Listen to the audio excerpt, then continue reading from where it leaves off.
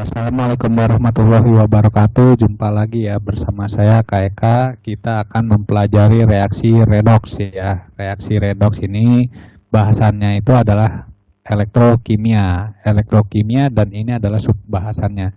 Di subbahasan elektrokimia kita akan mempelajari tentang deret volta, sel volta, serta aplikasi sel volta ya. Nah, jadi ini bahasan untuk tema hari ini. Oke, pendahuluan. Apa sih elektrokimia? Nah, elektrokimia ini dibagi menjadi dua ya. Yang pertama ada yang namanya sel volta, atau disebut sel Galvani. Nah, sel Galvani ini adalah reaksi kimia yang menghasilkan arus listrik. Dan ada sel elektrolisis. Nah, sel elektrolisis kebalikan dari sel volta, yaitu arus listrik yang menghasilkan reaksi kimia. Nah, sekarang apakah definisi dari arus listrik itu? Nah, jadi arus listrik adalah elektron yang bergerak ya. Oke, secara definisinya elektrokimia. Elektrokimia ini adalah reaksi kimia yang melibatkan elektron. Dari namanya aja udah jelas ya. Elektro berarti dia melibatkan elektron. Kimia berarti dia melibatkan reaksi kimia. Dan reaksi kimia yang melibatkan elektron adalah reaksi redoks ya. Nah, kalau kita bicara reaksi redoks itu dibagi menjadi dua. Ada yang reduksi, ada yang oksidasi. Oke, kita masuk ke bahasan sel volta ya. Nah, sebelum kita masuk ke sel volta, kita harus tahu dulu yang namanya deret volta.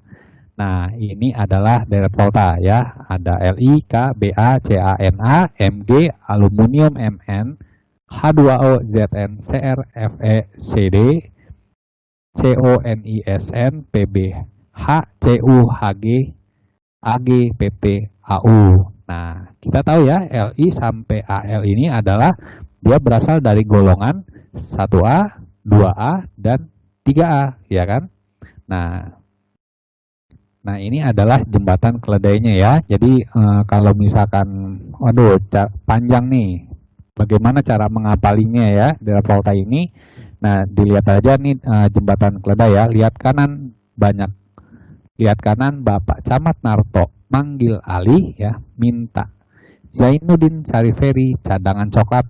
Nih, Sang Prabu harus cukup hingga Agustus pertengahan tahun ya. Jadi ini adalah jembatan keledai supaya tujuannya ini kita hafal deret volta. Deret volta ini sangat penting untuk sel volta atau elektrolisis ya. Nah, jadi jangan sampai nggak hafal. Nah, semakin ke kiri, ya, potensial selnya semakin negatif. Dan dia semakin reduktor ya. Reduktor ini sifat oksidasinya kuat. Ya, ini mudah dioksidasi ya, karena dia sifatnya reduktor, mudah dioksidasi. Nah, kalau dia mudah dioksidasi, maka dia adanya di anoda. Nah, anoda itu apa sih? Anoda ini adalah elektroda yang bermuatan negatif. Oke, sekarang kalau misalkan kita ke arah kanan ya. Kalau ke arah kanan maka potensial selnya semakin positif ya, semakin bertambah. Nah, dia disebut juga oksidator. Oksidator ini yang sifat reduksinya tinggi ya. Nah, mudah direduksi ya karena dia oksidator. Oke, kalau dia mudah direduksi, maka dia adanya di katoda. Katoda itu apa? Katoda ini adalah elektroda yang bermuatan positif. Nah, di sini ada aliran elektron ya, karena kita melibatkan arus listrik ya, berarti ada aliran elektron. Nah, kalau untuk aliran elektron, ini dari elektroda negatif menuju ke elektroda positif ya, atau dari anoda menuju ke katoda. Potensial reduksi standar atau ISEL itu menyatakan kemudahan suatu zat untuk tereduksi ya. Nah, ini di sini kenapa dia oksidator, karena harga ISEL-nya semakin besar ya. Oke, kespontanan reaksi. Reaksi berlangsung secara spontan ya. Jika pada deret volta itu di kirinya logam, di kanannya ion. Nah, ini maksudnya apa? Nanti akan kita bahas ya, maksud dari logam kiri atau ion kanan. Nah, di sini kalau misalkan kita mencari potensial sel, maka I-sel reduksi dikurang I-sel oksidasi. Jika dia bernilai positif, maka dia reaksinya spontan. Oke, ini adalah rangkaian sel volta ya, rangkaian sel volta. Nah, di sini kita lihat di dalam larutan ini ada yang namanya ZnSO4 ya, ZnSO4 yang terion menjadi Zn2+ ditambah SO4-2. Nah, yang hijau ini adalah elektrodanya ya, elektrodanya negatif di sini, dia anoda. Nah, ketika Zn terurai menjadi Zn2+, maka dia menghasilkan elektron ya. Nah, ini dia menghasilkan elektron dari Zn, Zn ya, elektroda Zn menghasilkan Zn2+ ya kan, berarti Zn2+-nya bertambah, dia menghasilkan elektron. Elektron ini akan bergerak menuju katoda ya. Nah, menuju katoda sehingga yang di sini Cu2+ ya, Cu2+ mendapatkan elektron tadi ya, elektron yang dari Zn ini menghasilkan Cu, endapan Cu, sehingga yang di pinggiran ini dia menjadi, ini yang disebut padatan ya, padatan logam Cu. Oke, ini adalah cara mudah ya untuk menghafalkan katoda, ini tempatnya di reduksi, anoda dia tempatnya di oksidasi ya, cryo.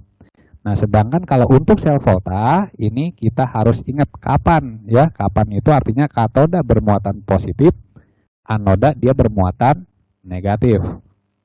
Oke. Nah, persamaan reaksi redoksnya. Nah, sekarang kita lihat di katoda. Di katoda ini kan dia yang mengalami reduksi. Nah, yang mengalami reduksi yaitu Cu2+ ditambah 2 elektron menghasilkan Cu. Nah, ini kan reaksi reduksinya ya. Sedangkan anodanya itu adalah Zn menghasilkan Zn2+ ditambah 2 elektron ya. Nah, ini adalah oksidasinya ya. Kita lihat dari biloxnya juga dia bertambah. Oke, ini bisa kita total ya, karena ini berseberangan bisa kita coret di sini ya. Jadi kalau di total ini adalah Zn ditambah Cu2+ menghasilkan Zn2+ ditambah Cu. Oke. Nah, sekarang kalau misalkan untuk membuat notasi atau diagram sel volta, oksidasi itu ada di sebelah kiri, reduksi ada di sebelah kanan. Oke, nah sekarang kita lihat ya, yang mengalami oksidasi siapa? Yang mengalami oksidasi adalah Zn. Nah, sehingga Zn menjadi Zn2+, ini adalah notasi selnya ya. Sedangkan kalau untuk reduksinya Cu2+ menghasilkan Cu, dia adanya di sebelah kanan ya. Nah, kita lanjut. Nah, ini adalah notasi selnya. Oke, untuk beda potensial ini artinya listrik yang dihasilkannya berapa. Oke, kita rumusnya adalah I sel sama dengan I reduksi dikurang I oksidasi. Nah, untuk mengetahui beda potensialnya harus tahu dulu nih tabel potensial sel standarnya. Oke. Nah, untuk Cu ya, potensial reduksinya itu adalah plus 0,34. Sedangkan untuk Zn, nah dia minus 0,76. Oke, jadi kalau kita masukin rumusnya ya, I sel sama dengan I sel reduksi dikurang oksidasi. Nah, berarti yang reduksi itu adalah Cu2+, sedangkan yang yang reduksi itu Cu2+, yang oksidasi adalah Zn2+. Nah, tinggal dimasukin aja ya, Cu-nya ini di sini plus 3,4, 0,34 dikurang minus 0,76. Nah, jadi listrik yang dihasilkan adalah 1,1 volt ya.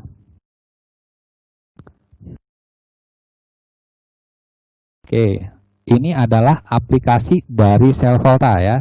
Kamu pernah melihat sel aki ya. Biasanya ini ada di motor juga ada, di mobil juga ada ya. Nah, ini adalah aki, dia menggunakan elektroda, juga dia menggunakan katoda dan anoda ya. Kalau anoda yang digunakan ini adalah Pb ya. Nah, sedangkan katodanya ini adalah PbO2. Sedangkan larutannya adalah H2SO4 ya. Jadi kalau misalkan ada aki sudah habis, tinggal dikasih H2SO4 aja ya. Nah, supaya dia menghasilkan listrik ya, harus listrik. Oke, untuk penggosongan aki ya, mungkin kalian bisa lihat di sini ya, reaksi di anoda dan di katodanya. Dan ini adalah reaksi kimia pada aki ya, sel aki. Nah, ini saat pengisian aki ya, saat pengisian aki. Nah, elektrodanya Pb ya, mungkin bisa dilihat ya di sini reaksi-reaksi pada saat pengisian aki ya pada PB, dia bertindak sebagai katoda, PbSO4 menghasilkan H+, ditambah 2 elektron menghasilkan Pb, ditambah HSO4-. Nah, H+-nya ini dia berasal dari apa? Nah, ini H2SO4 ya. Nah, terus kalau untuk elektrode PbO sebagai anoda, nah PbSO4 ditambah 2H2O menghasilkan PbO, ditambah HSO4- plus 3H+ menghasilkan 2 elektron ya. Ini menghasilkan PbO2, menghasilkan HSO4- ditambah H3+ ya, dan 2 elektron.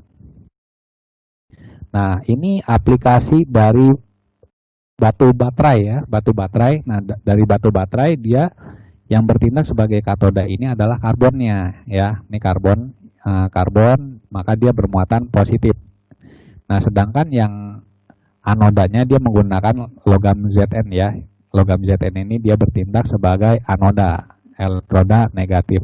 Nah, di dalamnya ini ada pasta campuran. Pasta campurannya itu ada MnO2, nah ada NH4Cl juga serbuk karbon ya, dan H2O.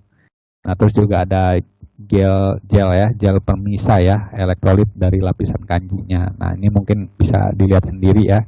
Nah, untuk reaksi anodanya nih di sini Zn menghasilkan Zn2+ ditambah elektron. Nah, kalau di katodanya reaksinya seperti ini ya.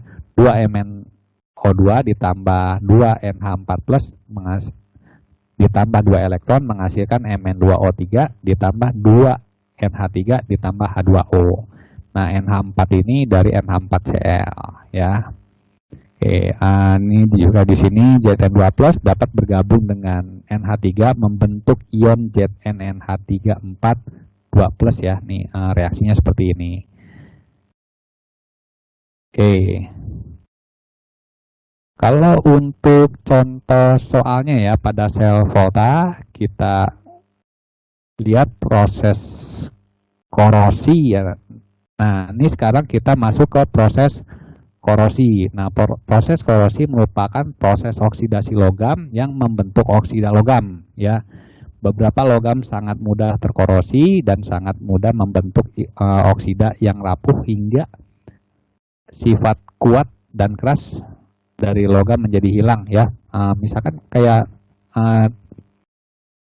pagar gitu ya, pagar besi. Kan kalau pagar besi itu kan kuat ya. Nah, ketika sudah menjadi karat, maka si pagarnya itu tidak kuat lagi ya. Sifat kekerasan dari logam itu ketika menjadi karat dia menjadi berkurang. Oke, adapun cara mencegah korosi pada besi ya, mencegah korosi pada besi yaitu dengan cara pengecatan ya. Nah, pemberian oli, penyepuhan, perlindungan katodik, pencampuran dengan logam lainnya. Nah, untuk perlindungan katodik nanti kita akan bahas ya. Nah, proses elektrokimia terjadi pada perkaratan logam. Nah, ini reaksi kimianya ya. Nah, ini adalah yang tetesan air ya, tetesan air. Nah, ini adalah daerah katodik ya. Nah, ini adalah daerah besi ya. Dan ini yang hitam ini adalah endapan karat. Nah, kalau untuk reaksi di katodanya itu adalah O2 ditambah 4H+, ditambah 4 elektron menghasilkan 2H2O ya. Nah, atau di sini juga bisa dilihat O2 ditambah 4H+, ditambah 4 elektron menghasilkan 2H2O. Nah, ini proses perkaratan di katoda. Nah, sedangkan untuk di anoda besi dia menjadi Fe2+ dengan cara melepaskan 2 elektron.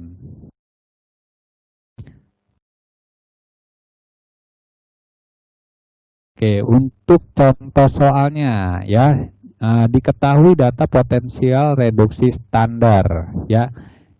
CD2+ ya ditambah 2 elektron CD, I-selnya minus 0,4, CR-nya 3+ ditambah 3 elektron menghasilkan CR. Nah, I-selnya itu minus 0,74.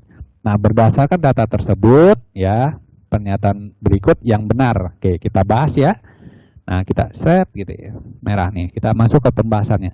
Nah, sekarang kita lihat dari potensial selnya. Nah, di sini minus 0,4 ya. maka dia disebut juga reduksi. Nah, reduksi adanya di katoda ya. Kenapa? Karena dia potensial selnya lebih besar dibanding CR yang di bawah ini ya.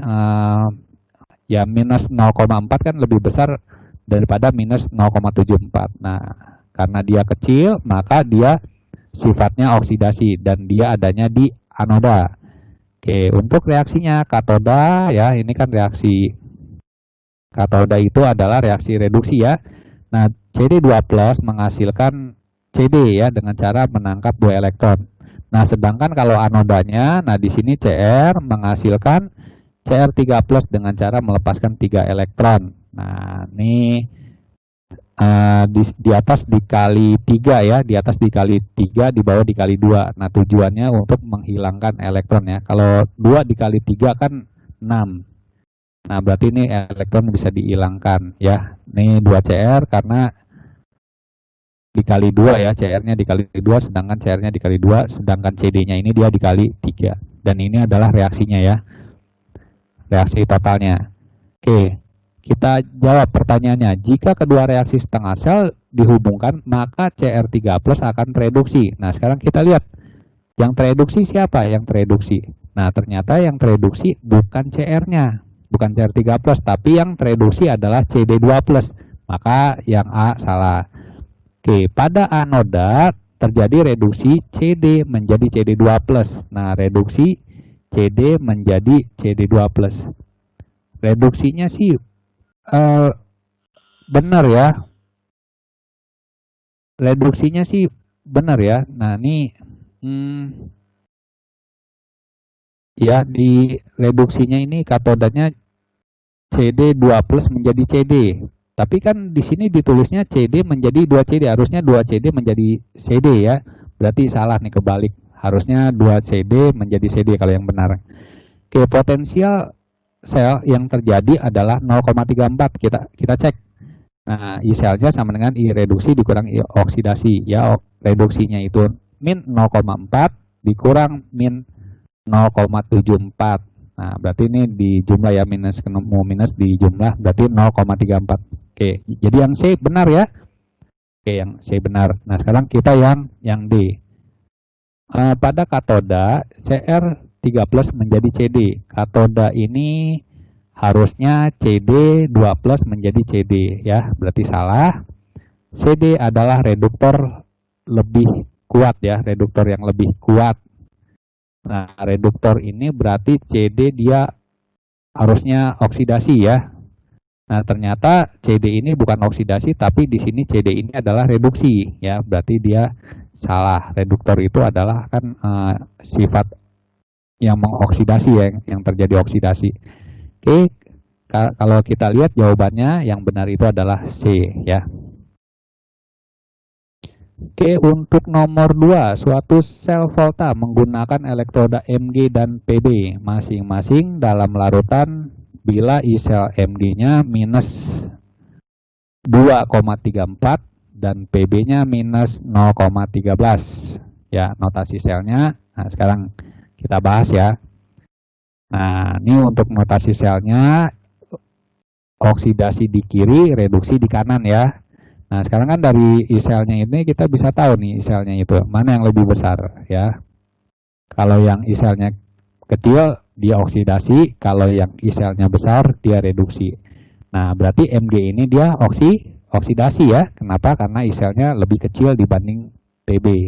Nah, maka Pb dia sifatnya reduksi. Nah, kalau kayak gini langsung aja yang oksidasinya itu adalah Mg menjadi Mg2+, sedangkan yang reduksinya ini ya, yang reduksinya ini adalah Pb2+ menjadi Pb. Jadi jawabannya B. Oke, untuk soal nomor 3, diketahui harga potensial reduksi untuk Ag, Pb, Mg, Zn, Cu berturut-turut adalah plus 0,8, minus 0,44, minus 0,23, minus 0,76, dan plus 0,34. Nah, reaksi redoks yang dapat berlangsung. Nah, maksudnya yang tidak dapat berlangsung. Yang tidak dapat berlangsung artinya dia tidak spontan ya. Nah, tadi maksudnya kespontanan ini apakah dia berlangsung ataukah dia tidak berlangsung. Kalau spontan, dia berlangsung. Oke, kita masuk ke pembahasannya ya. Nah, pertama kita urutkan dulu ya. Kita urutkan dulu di mana sel yang paling kecil itu adalah oksidasi dan sel yang paling besar adalah reduksi. Nah, ini diurutin dulu. Nah, ya. Nah, ini setelah diurutkan dari yang terkecil hingga yang terbesar, dapatlah di sini urutan Mg, Zn, Fe, Cu dan Ag. Nah, untuk reaksi spontan kan tadi sudah lihat ya, ciri-cirinya logam di kiri dan ion di kanan ya. Nah, sekarang kita lihat di sini apakah sesuai dengan deret volta. Oke. Logamnya di kiri ya. Kan Mg ini kan logam, sedangkan Ag ini adalah ion ya. Ag ini adalah ion. Oke, dia sesuai. Ya, berarti sesuai. Ya, Mg-nya kan logam nih. Mg logam, sedangkan Ag-nya ini kita lihat nih di sini dia berupa ion. Sesuai ya, sesuai dengan kespontanan ya, spontanan di mana logam kiri ion kanan. Oke, kita masuk ke Cu.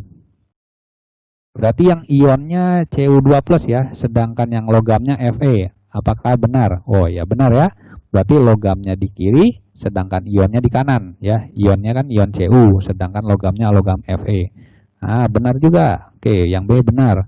Nah, sekarang yang C. Berarti yang logamnya Ag nih. Nah, logamnya Ag, sedangkan yang ionnya Fe, nih ion. Fe-nya ion ya, Fe2+ kan ion Fe. Nah, berarti nggak sesuai nih, ya kan? Harusnya Fe-nya yang logam, yang ionnya harusnya yang Ag, ya. Berarti di sini tidak sesuai, berarti yang C salah. Nah, kita cek juga yang D juga nih. Nah, Zn sama Mg, ya. Zn sama Mg. Nah, ini sesuai di mana Mg-nya itu logam. Mg logam kan, sedangkan Zn-nya ini adalah ion 2+. Nah, sesuai. Logam di kiri, ion di kanan. Oke, dia sesuai. Nah, sekarang yang Cu2+.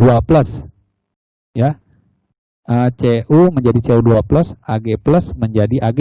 Nah, kalau kita lihat yang sebelah kirinya nih, Cu logam ya, berarti yang Ag yang ion. Kita cek. Nah, kita cek Cu logam. Oke, Cu logam ya. Sedangkan Ag-nya itu ion. Nah, sesuai kan? Logam di kiri, ion di kanan, ya kan?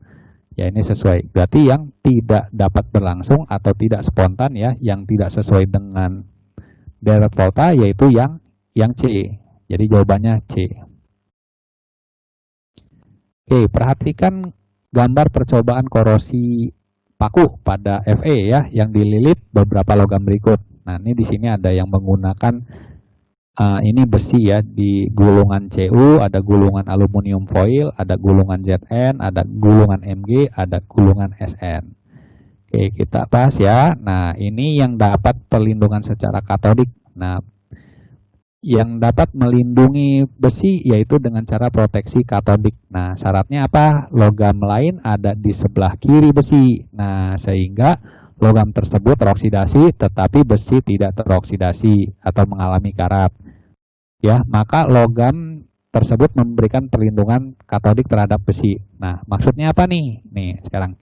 Nah, ini adalah urutan deret voltanya ya. Tadi kan kalian udah ngafalin ya deret volta ya, di mana Mg, Al, Zn, Fe, Sn, Cu. Nah, Fe ini adalah besinya ya, paku besinya. Oke, kita nomor 1 nih. Yang dililitin apa nih? Nah, besi yang dililitin oleh Cu. Oke, besi dililitin oleh Cu. Nah, yang teroksidasi siapanya? Nah, yang teroksidasi Fe-nya ya. Sedangkan Cu-nya tidak teroksidasi. Cu-nya ini mengalami reduksi. Nah, sehingga ya kalau pakunya mengalami oksidasi otomatis karatan dong ya. Berarti Cu ini tidak memberikan perlindungan secara katodik ya. Nah, kemudian yang kedua. Nah, ini besi dililitin oleh aluminium foil ya. Aluminium foil ini di sini Al ya.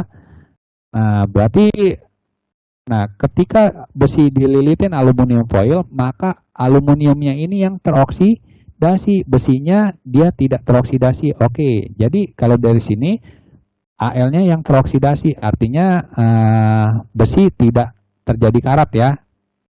Jadi ini dia dapat memberikan perlindungan secara katodik. Oke, yang nomor 3, nah ini dengan gulungan Zn. Nah, ternyata dia juga bisa memberikan perlindungan secara katodik. Artinya si logam lainnya ini ya, logam lainnya itu ada di sebelah kiri besi, sehingga logam Zn ya dia teroksidasi, sedangkan besinya tidak teroksidasi. Yang teroksidasi Zn-nya dulu. Jadi besinya aman ya, kecuali kalau Zn-nya habis baru besinya teroksidasi. Oke, jadi kalau lihat di sini yang teroksidasi adalah Zn-nya. Oke, Zn juga dapat memberikan proteksi katodik ya. Nah, dengan menggunakan Mg. Nah, Mg kita lihat di sini Mg ada di sebelah kiri, Fe di sebelah kanan. Nah, kalau misalkan besi dililitin oleh Mg, maka yang teroksidasi adalah Mg-nya. Nah, kalau yang teroksidasi Mg-nya, maka besi tidak teroksidasi ya. Maka dia Mg ini dapat melindungi besi. Ya, logam tersebut atau logam Mg tersebut memberikan perlindungan katodik terhadap besi. Ya, jadi maksudnya ini besinya yang teroksidasi, sedangkan Fe-nya atau besinya tidak. Nah, tidak. Kan kalau kita lihat di sini Mg ini adalah paling kanan ya, paling kanan besi, sehingga sifat oksidasinya kuat ya. Jadi Mg ini adalah proteksi katodik yang terbaik ya, sehingga membuat paku paling lambat terkorosi ya. Jadi jawabannya yang D, jawabannya Mg. Mg. Nah, sekarang kalau untuk yang Sn, nah ternyata Sn tidak memberikan perlindungan secara katodik karena dia ada di sebelah kanan. Kalau besi dililitin oleh Sn, ternyata besinya yang karatan. Jadi Sn tidak bisa melindungi ya, besinya yang karatan atau teroksidasi. Oke, jadi jawabannya yang D ya. Nah, di sini diketahui 3 macam sel elektrokimia sebagai berikut. Nah, ini di sini ada soal seperti ini ya. Ini adalah notasi selnya. Nah, bagaimana cara mencari Sn2+ ditambah 2- menghasilkan Sn? Nah, caranya kita buat dulu yang namanya deret volta ya. Deret volta ini Zn, Sn, H, dan Ag. Sekali lagi kita disuruh ngapalin ya. Emang harus disuruh ngapalin nih kan. Nah, H ini sebagai patokan. Kenapa H ini sebagai patokan? Karena potensial reduksinya itu sama dengan 0 ya. Kalau dia titik 0 itu adalah titik acuan ya. Oke, di sini Zn menjadi Zn2+, Ag menjadi Ag. Nah, berarti ini adalah garisnya ya. Potensial reduksinya berapa? 1,56. Oke. Di sini ada H2 menjadi H+ ya. Ag berarti H sampai Ag. Nah, di sini berapa? 0,80. Di sini 80. Nah, di sini ada lagi Zn menjadi Zn2+, Sn2+ menjadi Sn. Berarti Zn ke Sn. Nilainya berapa? 0,62. Nah, terus yang ditanya Sn2+ ditambah 2 elektron menjadi Sn. Nah, berarti patokannya yang ke H ini ya. Jadi jarak dari Sn ke H ini berapa? Nah, kalau kita hitungan matematikanya seperti ini ya. Jadi kalau kita mencari X itu adalah yang panjang ini adalah total ini ya. Berarti 1,56 dikurang 0,62 dikurang 0,80 atau sebaliknya ya. Nah, jadi jarak X ini adalah 0,14. Nah, jadi Sn2+ menjadi Sn adalah minus 0,14. Ya, jadi minusnya ini dia arahnya seperti ini ya. Dilihat dari arahnya. Oke, terima kasih. Assalamualaikum warahmatullahi wabarakatuh.